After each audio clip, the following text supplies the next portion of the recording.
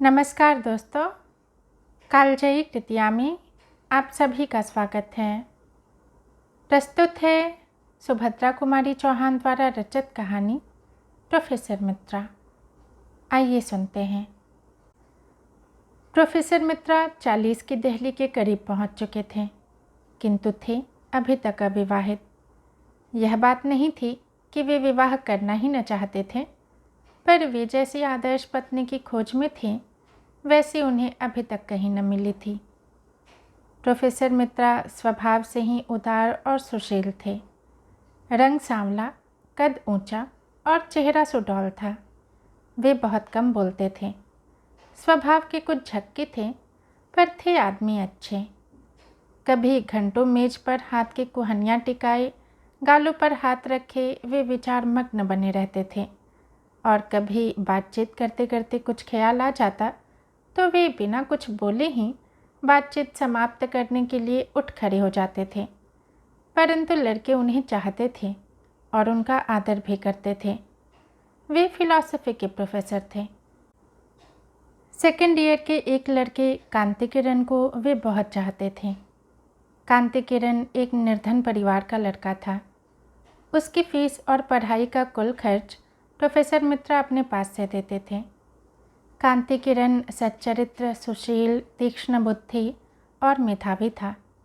यही कारण था कि आर्थिक सहायता करने के अतिरिक्त प्रोफेसर मित्रा उससे स्नेह भी करने लगे। प्रोफेसर मित्रा अविवाहित थे ही। शहर से जरा हटकर उनका एक बड़ा सा बंगला था, जिसमें रहने वाला उनके अतिरिक्त और कोई न था। उन्होंने एक दिन कांति किरण से अपने बंगले पर ही रहने को कहा, और कांति किरण तब से उन्हीं के बंगले पर रहने लगा। इस प्रकार प्रोफेसर मित्रा ने अपने सूने जीवन में एक साथी का प्रबंध कर लिया। गर्मी की लंबी छुट्टियों के बाद जब कॉलेज खुला तो नई भर्ती होने वाली लड़कियों में कांति किरण की ही भांति एक लड़की मृणाल पर भी प्रोफेसर मित्रा की अनुकंपा विशेष रूप से हो गई। यह मृणाल कौन थी, कोई नहीं जानता था। मैट्रिक उसने कलकत्ता से ही पास किया था। अपनी विधवा माँ के साथ कुछ ही दिन हुए यहाँ आई थी। मृणाल की माँ निर्धन थी। यहीं के लड़कियों के मिडिल स्कूल में वह उप पाठिका होकर आई थी। मृणाल की माँ और प्रोफेसर मित्रा से कब पहचान हुई यह कोई नहीं जानता, किंतु मृणाल के भी पढ़ने का सारा खर्च प्रोफेसर मित्रा ने अपने ऊपर ले लिया। यही नहीं कि प्रोफेसर मित्रा केवल कांति किरण और मृणाल को ही आर्थिक सहायता देते हों, वे और भी बहुत से गरीब लड़कों की सहायता करते थे। बैंक में उनका कोई हिसाब न था। हर महीने की तनख्वाह उनके आवश्यक खर्च को निकालकर इसी प्रकार निर्धन विद्यार्थियों की सहायता में उठ जाते थे। वे प्रायः कहा करते थे, हर महीने मुझे इतने रुपए मिलते हैं, मैं उन्हें इस प्रकार न बांट दूँ तो क्या करूँ? न स्त्री न बच्चे, रुपए का संग्रह करके मैं करूँगा क्या? मृणाल की माँ को महीने में कुल 30 रुपये मिलते थे, जो दोनों माँ बेटी के लिए सम्मान के साथ रहने के लिए भी पर्याप्त नहीं थे। परंतु प्रोफेसर मित्रा की सहृदयता ने उन्हें कभी किसी प्रकार के कष्ट का अनुभव न होने दिया। सजातीय होने के कारण उनकी घनिष्ठता बहुत बढ़ गई। सप्ताह में एक बार प्रोफेसर मित्रा मृणाल की माँ से मिलने जाते, और मृणाल तो प्रायः रोज ही 1-2 घंटे प्रोफेसर मित्रा के यहाँ बिताती थी। मृणाल लॉजिक की, जिसे प्रोफेसर मित्रा ही पढ़ाते थे, बड़ी अच्छी छात्रा थी। प्रोफेसर मित्रा उससे बहुत खुश रहते थे। मृणाल अपनी माँ की पहली संतान थी। माँ बेटी का रिश्ता जाने बिना प्रायः लोग उन्हें बड़ी छोटी बहन समझते थे। मृणाल के जन्म के कुछ समय बाद ही मृणाल के पिता का देहांत हो गया था। तब से इसी प्रकार नौकरी और ट्यूशन करके मृणाल की माँ उसे इतनी बड़ी कर पाई है। अब उसे सबसे बड़ी चिंता मृणाल के विवाह की थी। जिस लड़की की उसने कष्ट से पढ़ा लिखा कर पाल पोस कर इतनी बड़ी किया है, उसे किसी सुयोग्य वर के हाथों सौंप कर ही वह निश्चिंत हो सकती थी। वह पढ़ा लिखा कुलीन वंश का और खाते पीते घर का हो, जिसमें उसके मृणाल सुखी रहे। यही मृणाल की माँ की कामना थी। निर्धनता का जो कटु अनुभव मृणाल की माँ को था वह भूलने के योग्य नहीं था। उसी निर्धनता के दलदल में वह जानबूझकर अपनी बेटी को नहीं फंसाना चाहती। इसीलिए तो मृणाल 18 वर्ष की हो जाने पर भी अविवाहित थी। मृणाल की माँ को जब मालूम हुआ कि प्रोफेसर मित्रा अविवाहित हैं तो वह सोचने लगी कि मृणाल और प्रोफेसर मित्रा की जोड़ी तो बुरी नहीं रहेगी। प्रोफेसर मित्रा की उम्र वैसे कुछ ज़्यादा भी नहीं है। इसके अतिरिक्त मेरी मृणाल रानी बनकर भी तो रहेगी। एक दिन मृणाल की माँ ने निश्चय किया वह प्रोफेसर मित्रा से उनके अविवाहित रहने का कारण पूछेगी।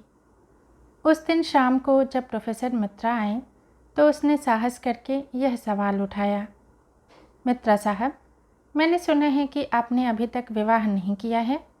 यदि आपको कोई अड़चन न हो तो क्या मैं जान सकती हूँ कि इस संन्यास का क्या कारण है? प्रोफेसर मित्रा के सामने ऐसा सवाल भी इस घर में उनसे कभी होगा वह न जानते थे। बोले, मैंने आज तक विवाह की ओर ध्यान ही नहीं दिया। क्यों नहीं दिया कह नहीं सकता। अब तक नहीं दिया तो अब तो ध्यान देना चाहिए। शाम को लौट कर जाते हैं तो क्या वीरान सा घर आपको अच्छा लगता है? प्रोफेसर मित्रा हंसकर बोले, नहीं, घर तो वीरान नहीं रहता, कांति किरण रहता है। अक्सर मृणाल आ जाती है, फिर नौकर चाकर भी तो रहते ही हैं। मृणाल की माँ तनिक हंसकर बोली, नौकर चाकरों से कहीं घर आबाद हुआ है? और कांति किरण क्या, उसकी पढ़ाई खत्म हुई, 2 महीने बाद अपने घर चला जाएगा। मित्रा साहब हंसकर बोले, मृणाल तो रहेगी। मृणाल की माँ जरा गंभीर होकर बोली, हाँ, मृणाल तो रहेगी, पर ऐसे रहने से क्या होता है? मैं मृणाल के लिए ही कह रही हूँ। अब मृणाल के साथ गृहस्थी बसाओ, मैं भी उसके हाथ पीले करके निश्चिंत हो जाऊं। प्रोफेसर मित्रा चौंक पड़े, मृणाल के साथ गृहस्थी बसाऊं? मृणाल तो बच्ची है।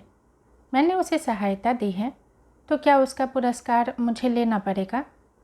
प्रकट में बोले, छोटा था तभी माताजी नहीं रही।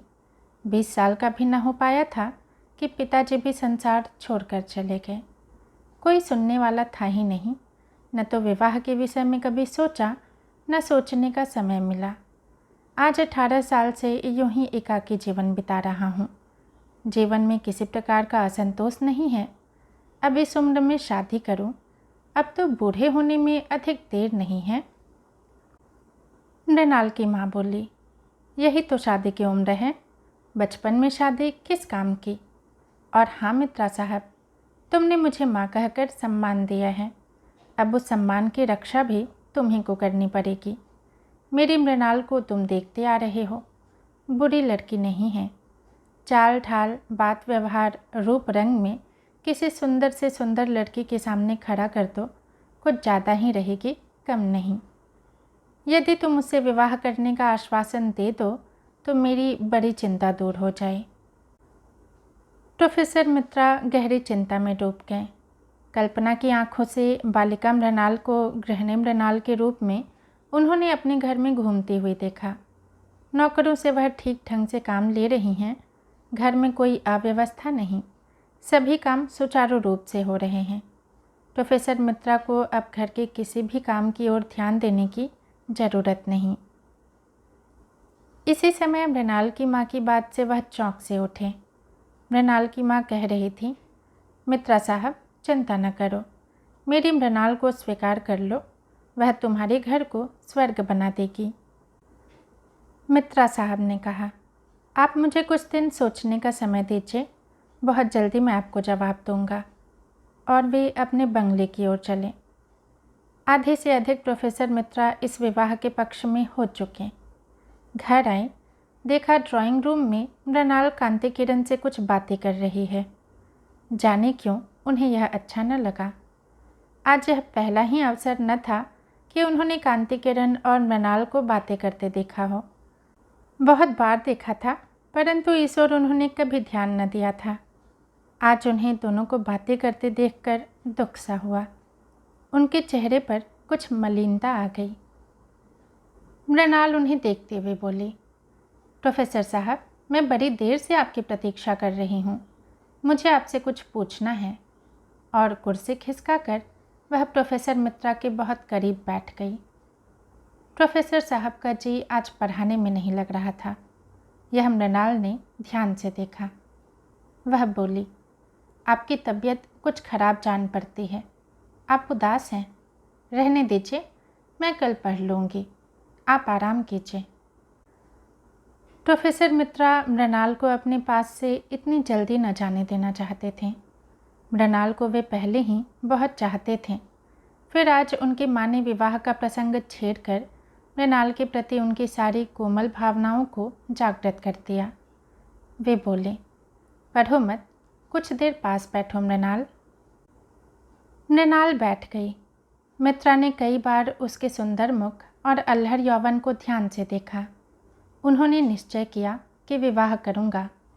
मैं जिस आदर्श रमणी को खोज रहा था वह मृणाल ही है। उनके कल्पना जगत में मृणाल उनकी गृहिणी, बंगले की अधीश्वरी, उनके बच्चों की माँ सब कुछ बन गई। इधर मृणाल को बैठे बैठे 20 मिनट हो गए।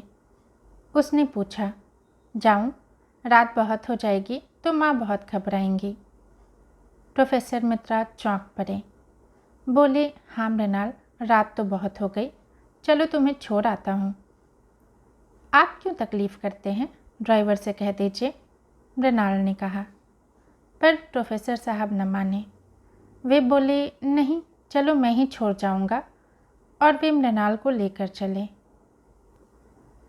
ड्राइवर तो था भी नहीं। ऐसी हालत में प्रायः कांति किरण ही उसे छोड़ने जाया करता था। इस वार्ता में भी ड्राइवर की जगह मृणाल का मतलब कांति किरण से ही था। प्रोफेसर साहब मृणाल को छोड़कर आए। उस दिन रात भर वे न सो सके। विवाह की चिंता में उन्हें सारी रात नींद नहीं आई। दूसरे ही दिन उन्होंने बैंक अकाउंट खोलने का भी निश्चय किया। घर गृहस्थी का सब कुछ तो अब उन्हें संग्रह करना ही पड़ेगा। अब लापरवाही से काम नहीं चलेगा। सुबह उठते ही उन्होंने कांति किरण को बुलाया। मालूम हुआ कि कांति किरण आज सवेरे से ही कहीं चला गया है। कांति किरण के द्वारा एक बहुत बढ़िया पलंग का ऑर्डर देने वाले थे। मृणाल के लायक उनकी समझ में उनके घर में कोई भी सामान नहीं था। सभी सामान ठीक और अच्छा बनवा कर रखना पड़ेगा। अकेले आदमी की बात और होती है और गृहस्थ की और। इसी चिंता में सुबह का भी सारा समय बीत गया। कॉलेज जाने का समय हो गया। उन्होंने भोजन किया, शोफर से कार निकलवाई। उन्होंने सोचा कि पहले मृणाल के घर जाकर उसकी माँ को विवाह के विषय में अपनी स्वीकृति की सूचना दे दें और फिर कॉलेज जाएं। विवाह करना ही है तो फिर देर करने से क्या फ़ायदा। वे कार स्टार्ट कर ही रहे थे कि एक साइकिल सवार आ उपस्थित हुआ और उसने एक लिफाफा प्रोफेसर को दिया। पत्र में लिखा था, माननीय प्रोफेसर साहब, हम दोनों यानी मैं और मृणाल अंतर्जातीय विवाह के नियमों के अनुसार आज विवाह सूत्र में बंधने जा रहे हैं। विवाह की रजिस्ट्री के लिए हमें आज कचहरी जाना पड़ेगा। अतएव आज हम दोनों कॉलेज न आ सकेंगे। क्षमा कीजिएगा। हम हैं आपके आशीर्वाद के अभिलाषी कांति किरण मृणाल। पत्र पढ़कर एक फीकी हंसी के साथ प्रोफेसर मित्रा ने अपनी कार कॉलेज की ओर बढ़ा दी। दोस्तों, कहानी यहीं समाप्त होती है। यदि पसंद आई हो तो लाइक करें, कमेंट करें और चैनल को सब्सक्राइब भी ज़रूर करें। धन्यवाद।